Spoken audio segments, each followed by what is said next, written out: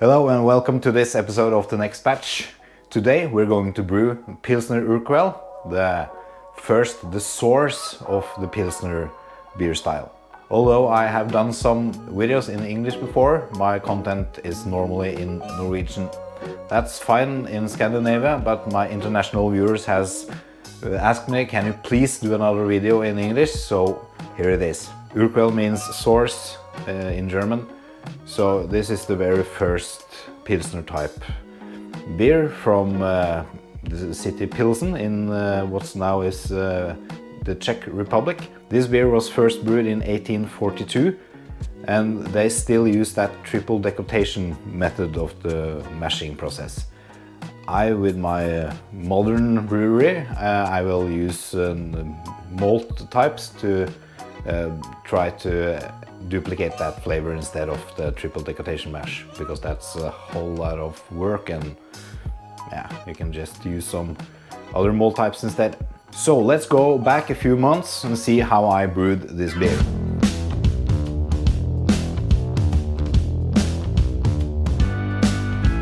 Brew day is finally here, and here is my Braumeister. I have filled it with 55 liters of mash water. And now I'm going to adjust the pH with this lactol. I'm doing this adjustment to make sure that the mash pH is correct. So Brewfather has told me that I need 6 milliliters of lactol. So let's open her up. Whee.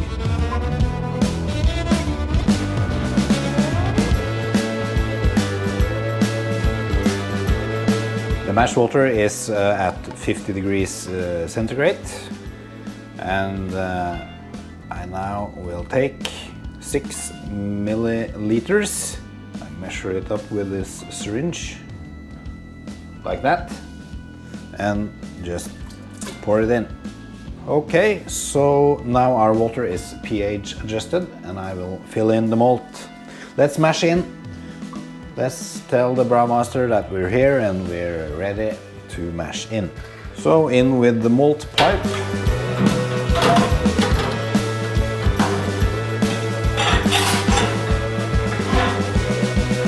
This is the malt. I've crushed it at 1.2 millimeters. And that's a bit finer crush that I usually use.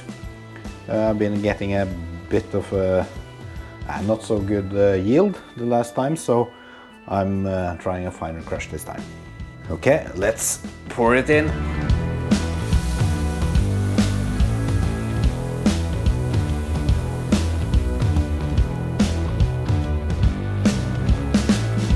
The malt bill is mostly Pilsner malt, since it's a Pilsner that we're brewing. It's 9.9 kilos of Pilsner, and the rest of the malt bill is some malt to make that little richer taste that the Pilsner Urquell has. Can we get everything in one go? Yeah. Stir to get everything in and everything wet. The total malt bill is 12.38 kilos, which is a nice amount for the Spidel. Doesn't like it when you get over 13 and 14 kilos. I've been getting very crappy yield the last times I brewed, so I hope that finer crush will hopefully solve it, but I'm not sure, because finer crush means sometimes more sticky mash, and then water won't flow through it. Okay, it seems like we have gotten all our malts wet, so now it's time to add the salts. Here are the salts. It's not a lot we're going to use today. It's 2.5 grams each of calcium chloride and gypsum. I just need to add some water to this, so it's easier to dissolve. I always use some cold water to make sure that salts dissolve as much as possible. And it's also important to just have them on top of your malt bed and not in with the mash water. Because if you have it in with mash water, it will just stay on the bottom of your mash tun. So now it's time to close everything together. I use this top disc upside down, and then we just screw it together. Yeah, so now we are ready to get started, and I will press OK. The malt is filled in, and the Brewmeister will start mashing. I will mash for a few hours today. 60 minutes should be enough, but I got something to do today, so I will just let the Brewmeister do its job while I'm doing mine. There we have our nice fountain, and the great smell is there, and everything is set for a great brew day. Okay, let's put on the lid and say goodbye to our little friend. Okay, we have been mashing for a little over an hour now, and we can see that the work has cleared up a bit, but it's still not super clear. And over here I'm sanitizing my unit tank that we're going to use today. I'm sipping it with Sony Clean. So let's mash some more. And now the mashing is completed. The wort has become super clear. This is exactly what we want. So let's tell the spidle that we are ready to remove the malt pipe and start the sparge.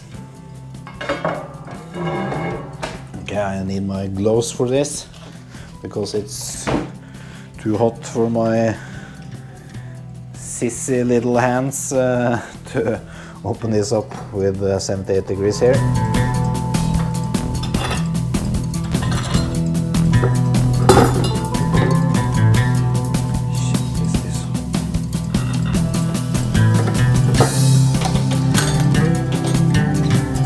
So now I will hoist up my malt pipe.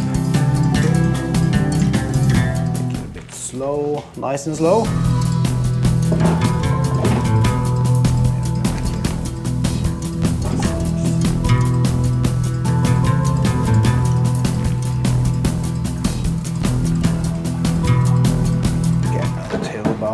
That height at first, and to sparge I use this SS Brewtech equipment made for mashing, but I'm using it to sparge. And this is the rest of my sparge setup. Here's my old brew kettle, which now is demoted to a sparge water heater, and here's my riptide pump, and when I start the pump now, it will start pumping the water over my malt bed, and I can adjust the flow of the water, so a nice and slow steady stream of water will do the trick.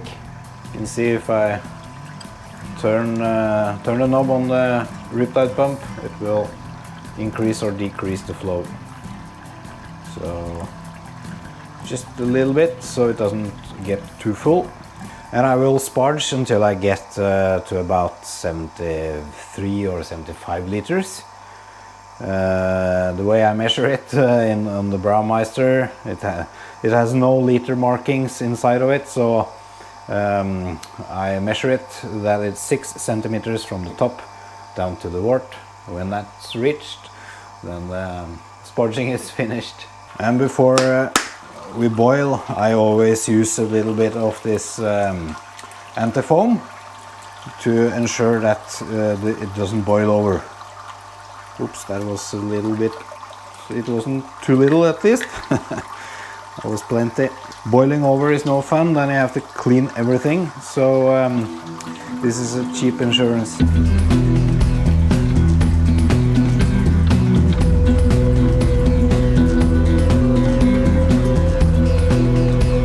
So as I said, I will sparge until I reach 6 centimeters from the top, which is there.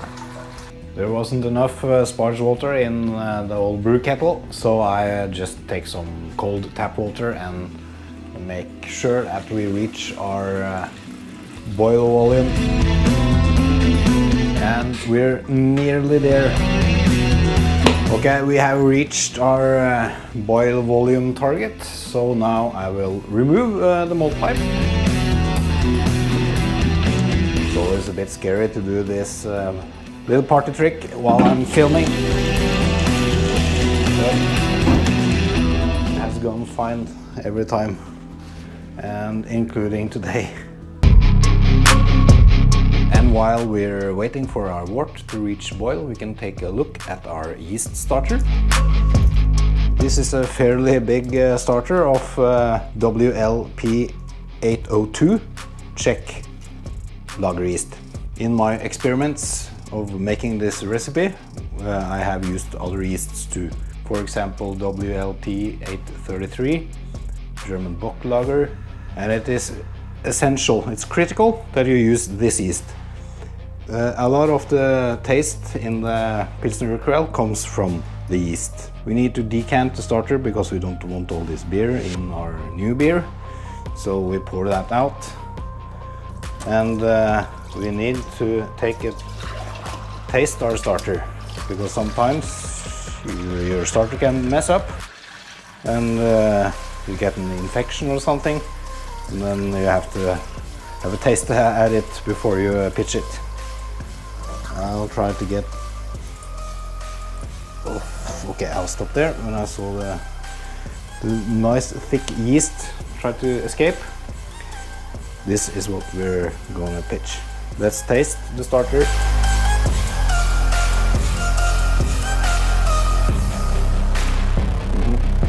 Starter beer never tastes good, but the taste is right.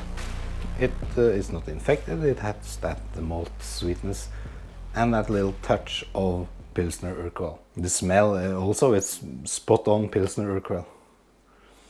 Okay. And I'll store this in a dark cabinet until we're going to pitch it. We have reached boil. Today we're boiling for 80 minutes. It's not that scientific. If you boil for 90 or 80 or whatever, it's okay. But I'm boiling for 80 minutes today because of the hops. The first hops are supposed to be boiling for 80 minutes. So let's just watch this protein stuff go away before we add our hops. I can also disconnect my outboard motor that I used to reach boil. And the first hop addition is 85 grams of sauce. The recipe says originally 100 grams of sauce, but you have to look at the alpha acid. This one is 402% alpha acid. The recipe was based on 3.8 alpha acid. So to reach the right IBU of 38, I have calculated that I just need 85 grams at this 80-minute addition. Okay, so let's weigh up 85 grams. 86, that's close enough, and in it goes. There are two more hop additions in this beer, and that's 100 grams each of the two remaining hop additions. It's 15 minutes till the boil is finished, and I'll have in 2 Whirlfrock tablets to make the wort clear. And I also will have some yeast nutrients, teaspoon of yeast nutrients, and I'll stir the yeast nutrients out in cold water to make sure we get everything out. And the last thing we do when it's 15 minutes till the end of boil is starting our wort chiller to sanitize it. I'm using a set chillers counterflow chiller, and now I'll pump the wort through it for the last 15 minutes. And that chills down the boil, so I'll plug in my outboard motor again to be sure that it boils. A nice side effect I get when I'm using that counterflow chiller is that I have this whirlpool arm, and it makes a nice whirlpool, so all the thrub and nasty things that we don't want over to the unit tank, it gathers, collects itself in the middle of the Braumeister. So we'll just leave it there like this for the rest of the boil. Okay, we have reached the end of boil, so I'll plug out and stop the boil. And now I will start sending water through the counter chiller so it will cool down the wort. We can see on the thermometer here that the temperature drops drastically. The pitch temp today is about 12 degrees centigrade. And even though it's autumn and I live in Norway, the tap water is very cold, but still the counter chiller cannot reach 12 degrees from boil. So I have to send it through for a little while, and the temperature on the thermometer will start dropping. And when it reaches about 12 degrees C, I can start the transfer to the unit tank. You can see here it's slowly coming down. Now it's about 18 degrees, so we got a few more degrees to go before we can start transferring.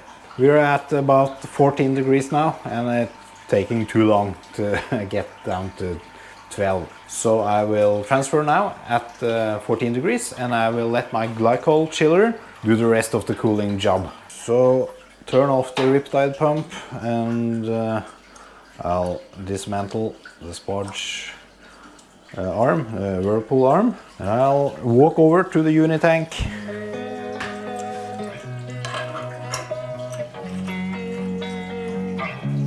And now I can start my riptide pump again. And our unit tank is getting filled. You see the color of the wort there. And here we can see the wort level in the Brewmeister is getting lower. The wort is transferred through over to the tank.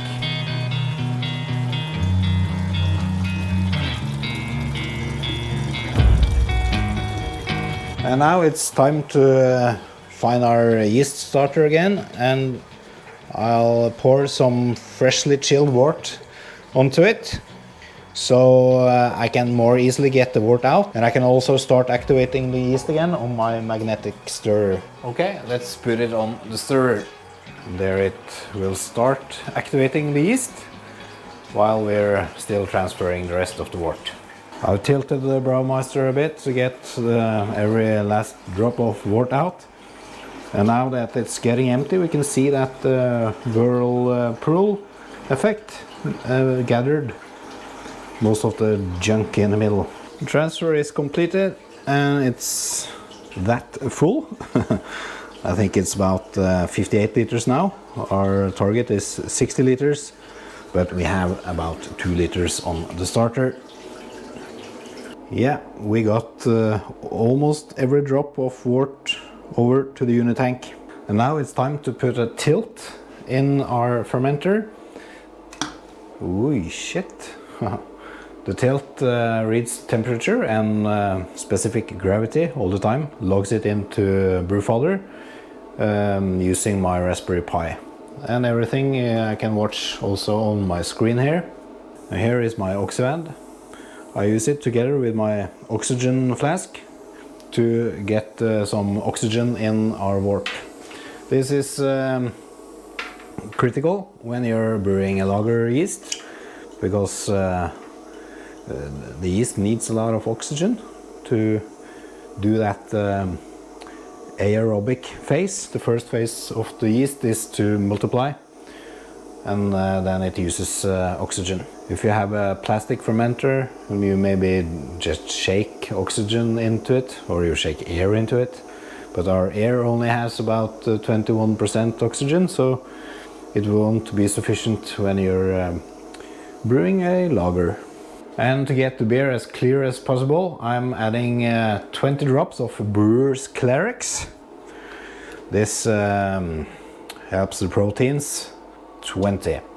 The haze in your beer is proteins, and this stuff helps get rid of it. It also makes the beer almost gluten-free. And then it's just one more thing to do, and that's pitching our yeast. In it goes. And that completes our brew day. Everything has went just fine today. And now I'll start the glycol chiller and start my ink bird. Set it to 12 degrees. And the rest is up to these bad boys. Good luck, guys. Do your job. That was it from brew day. Let's fast forward the time. The fermentation started after about 18 hours. And I set the pressure to 0.6 bars at first. And then yesterday on day 3 I set the pressure to 0.8 bars. The activity on the spunding valve has decreased. It was a lot of action the first few days. Now it's just a few bubbles, as you can see. And if you look in the sight glass, we can see that yeast has flocculated. Today is kegging day of our Pilsner. The beer has been sitting on the fermenter for about 3 weeks now. Before I start kegging, I'm transferring Starsan from one keg to another, pushing it out with the CO2. This is for ensuring an oxygen-free transfer of the beer. And you can see my sight glass there. You can see it's just yeast in the glass now.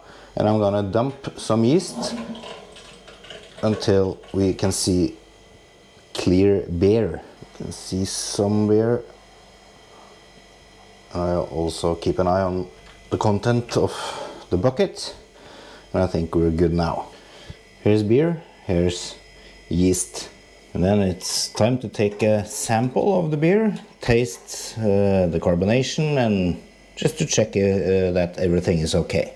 This little gadget makes it possible to get some beer out of the carbonated beer out of the tank without absolute foam party. The color of the beer looks nice. It hasn't cleared up quite as much as it should do yet, but it's fresh from the tank. So skål, and let's have a taste.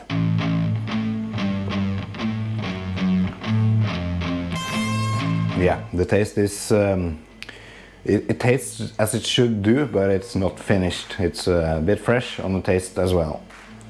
And the carbonation is almost there. I have to carbonate it a bit more. So I'll keg it first, and I'll carbonate it a bit more on the kegs. So now everything is set up and we're ready to keg. I have my beer filter out of the tank and the hose onto the keg. Behind here is my CO2 tank, and I have some pressure on the keg and more pressure onto the tank. You can see now it's about 0.7 bars. So first off, I have to flush the hose and the filter with CO2. That's why I have my CO2 connected on the keg. And the CO2 goes through the hose, through the filter, and out of the valve here. So I'll just do this for a little while, half a minute maybe, to make sure there's no oxygen in the filter or the hose. Then I disconnect the CO2 and I connect this tiny little spunding valve instead. This is the spundy from Keg King, very small and nice spunding valve. So when I open up for the beer to flow through the filter and the hose and into the keg, I will slowly release the pressure on the spunding valve to let the beer into the keg. And I have my scale underneath the keg, zeroing it out. So we start with 0 grams. I can see on the spunding valve that it's about a half a bar of pressure on the keg. Okay, here comes the beer. Yeah, the trick here is to do it slowly so we don't have a foam party in the bottom of our keg. Carbonated beer foams very easily, so we just have to take it slow and easy. Yeah, and we can easily see here on the beer that it's much clearer than what I had in my glass a few minutes ago.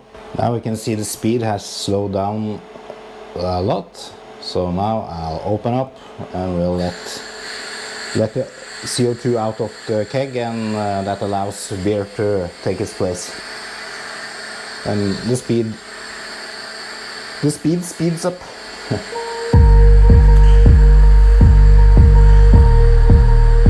Now we're almost at 14 kilos of beer on the keg. I stop at 18.5 kilos. More than 18.5, the chance of foam getting out of the spunding is increasing, and it's just gonna be more messy. And there we are.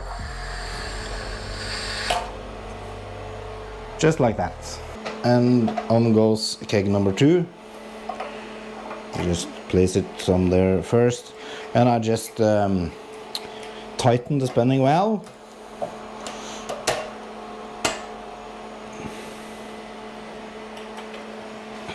Checking the pressure, that is not too high of a pressure on the keg. Yeah, the scale is, yeah. There we zero out the scale, and we just push on the beer hose, and then we're starting to fill up keg number 2. Yeah, so that's how I do it. And when the second keg is full, I'll just put on the third keg, because this is a 3 keg batch. And that's how simple it is to keg pressure fermented and carbonated beer from my unit tank to a keg. 3 kegs. So now I'll let the beer carbonate a bit more on the kegs, and in a month's time I think we're ready for the first taste of the beer. Just look at how clear the beer is now. This is the beer that I brewed, and I'm glad that I filmed my filter when I kegged the beer, where you can see that the beer is very clear. There's some condensation on the outside of the filter tube, but you can see that the beer is clear. This one is not clear. I haven't taken that many pints from my keg, but it should have been much more clear than this. But the head is nice and the taste is good. So let's open the can of the original stuff and compare it. I guess this will be much more clear. Okay, that was nice and clear.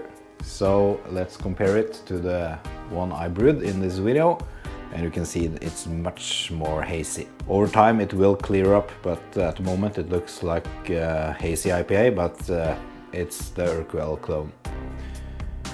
I can already see that the head on the original version is getting smaller, and I see that the bubbles, the carbonation bubbles, is much bigger than mine. Okay, let's get to the point and compare the 2 beers. First, the smell aroma. My aroma is more subtle than on the Urquell. It has more of a sting. But the really important thing is the taste. So, skål, and let's have a taste.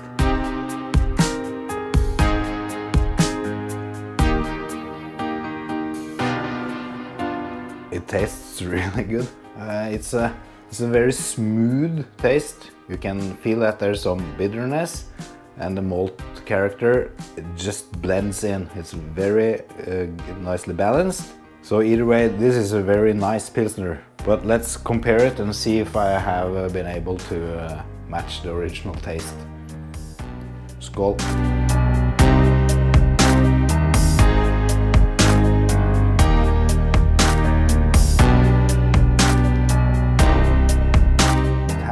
A little bit of different bitterness as the aroma. It's a bit stingy. It's a bit sharp. My tongue likes this bitterness better than this. Absolutely. And the malt flavor, I think it's a bit thin on the taste. Like it's been watered down. That's strange. I thought it would be better tasting. They say they haven't changed the recipe since 1842, but I have a feeling that the taste of this beer was richer before. It has that it had a more malty flavor. Now it just tastes like it watered down, but it's still a decent, nice beer. Okay, but let me have another go at my own version. The taste is similar, but this is more bitter, more stingy bitter, like it's more a harsh bitterness. I guess the bitterness is, if you measure it in IBUs, I think you will get the same result, but the bitterness here is smoother. Yeah, it was fun to brew this beer, and in a while I think this beer will clear up to be as clear as that one. I'm super happy with this beer. I didn't quite match the taste of the end product, but to be honest, I would prefer to drink this over that one. When I first started as a home brewer, the beer types that I made was those big impact, heavy on the taste, a bit hard to drink beer styles. And I just hated the Pilsner type because it was all we could get in the old days. So for me start to brew, it was okay, and I can do whatever I want, and I can make those really heavy, tasty, strong on alcohol beer types. But over the years I have drifted more and more over to making those lighter beers, more drinkable beers. And this one, this will be my new house Pilsner on tap. I'm super happy. If I would to adjust the recipe even once more, because I have made many iterations of this beer, I think I would crank down the IBU from 40 to maybe 35, because it's, for my taste, it's a bit too bitter, but that's just me, because I don't really like the very bitter beers. So that's it for this time. Thank you for watching the video, and especially big thanks to all my patrons. Thank you guys, and skål, and we will see you next time.